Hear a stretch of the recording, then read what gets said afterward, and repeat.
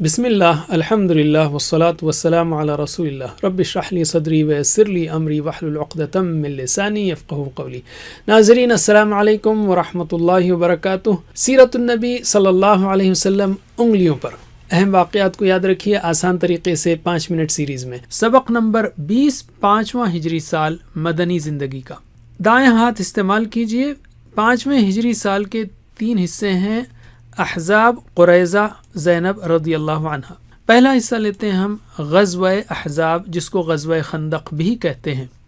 عرب میں موجود یہودیوں سے اسلام اور مسلمانوں کی ترقی نہیں دیکھی جا رہی تھی، تو انہوں نے قریش مکہ اور دیگر عرب و یہود قبائل کو مسلمانوں کے خلاف بھڑکایا اور مدینے پر حملہ کرنے پر آمادہ کر لیا۔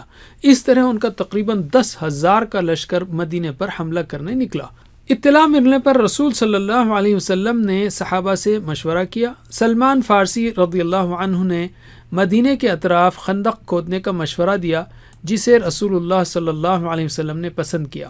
صحابہ کرام رضی اللہ عنہم کو خندق کھودنے کا کام سونپا گیا، خود رسول اللہ صلی اللہ علیہ وسلم بھی شریک رہے۔ اس غزوے میں مسلمانوں کی تعداد تقریباً 3,000 تھی۔ کفار کا لشکر جب مدینے کے قریب پہنچا تو خندق کی وجہ سے وہ حملہ نہ کر سکے، البتہ دونوں جانب سے صرف تیر اندازی ہوتی رہی۔ تقریباً 1 مہینے تک یہ سلسلہ چلتا رہا۔ 6 مسلمان شہید ہوئے اور 10 مشرک قتل ہوئے۔ اس کے بعد اللہ نے زبردست آندھی اور فرشتوں کو بھیجا، کفار کی ہوا اکھڑ گئی، ان کے لشکر میں پھوٹ پڑ گئی اور وہ واپس لوٹ گئے۔ اسباق و عمل: اپنے خیرخواہ لوگوں سے مشورہ کریں اور مناسب رائے پر عمل کریں۔ اپنی رائے پر مت اڑے رہیں۔ تعداد کام نہیں آتی، بلکہ اللہ کی مدد کام آتی ہے۔ اپنی طرف سے پوری کوشش کریں اور پھر اپنی نگاہ دنیاوی اسباب کے بجائے اللہ ہی پر رکھیں۔ علم: اب ہم لیتے ہیں دوسرا حصہ، غزوہ بنی قریظہ۔ بنو قریظہ مدینے میں موجود ایک یہودی قبیلہ تھا۔ ان کا مسلمانوں کے ساتھ معاہدہ تھا۔ عین غزوہ احزاب میں انہوں نے معاہدے کی خلاف ورزی کرتے ہوئے کفار کا ساتھ دیا۔ غزوہ احزاب سے یا غزوہ خندق سے واپسی کے بعد رسول اللہ صلی اللہ علیہ وسلم صحابہ کو لے کر بنو قریظہ کی طرف نکلے۔ چونکہ بنو قریظہ نے معاہدے کی خلاف ورزی کر کے خیانت کی تھی، اس لیے آپ صلی اللہ علیہ وسلم نے 3,000 صحابہ سمیت بنو قریظہ کا گھیراؤ کر لیا۔ تقریباً 25 دن کے محاصرے کے بعد بنو قریظہ کی ہمت ٹوٹ گئی اور انہیں گرفتار کر لیا گیا۔ چونکہ بنو قریظہ قبیلہ اوس کے حلیف تھے، اس لیے رسول صلی اللہ علیہ وسلم نے ان کا معاملہ قبیلہ اوس کے سردار حضرت سعد بن معاذ کے حوالے کیا۔ حضرت سعد نے یہ فیصلہ کیا کہ مردوں کو قتل کر دیا جائے، عورتوں اور بچوں کو قیدی بنا لیا جائے اور اموال تقسیم کر لیے جائیں۔ یہ فیصلہ انتہائی عدل و انصاف پر مبنی تھا، اس لیے کہ بنو قریظہ نے نہ صرف نازک وقت میں خطرناک بدعہدی کی تھی، بلکہ اہل ایمان کے خاتمے کے لیے کافی ہتھیار بھی جمع کر رکھے تھے۔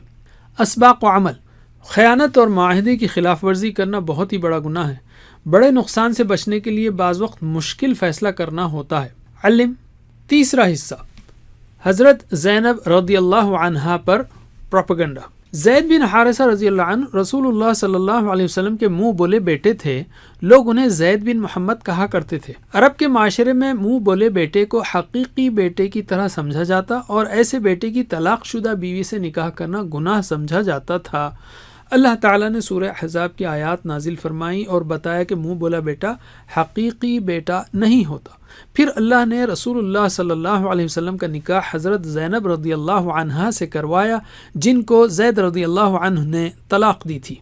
منافقین نے اس نکاح کو بنیاد بنا کر رسول اللہ صلی اللہ علیہ وسلم کے خلاف خوب پروپیگنڈا کیا، لیکن اللہ تعالیٰ نے ان کی سازشوں سے پردہ اٹھا کر انہیں ذلیل کیا۔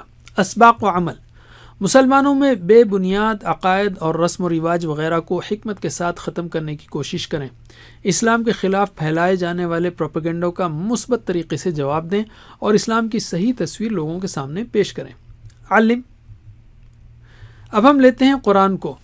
پہلے دور میں یعنی 1 سے 5 ہجری میں 14 صورتیں نازل ہوئیں، تقریباً 8 پاروں کے برابر، کم از کم 1 سے 5 اور 28ویں پارے کو یاد رکھیے۔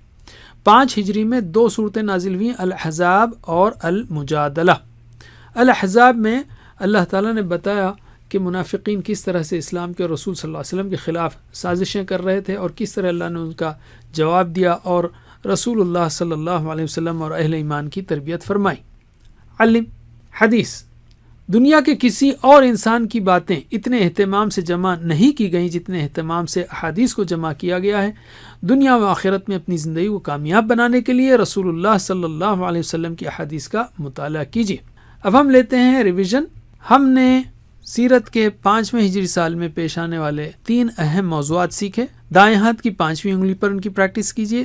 غزوہ احزاب، غزوہ بنی قریظہ اور زینب رضی اللہ عنہا پر پروپیگنڈا، یا مختصراً احزاب، قریظہ، زینب.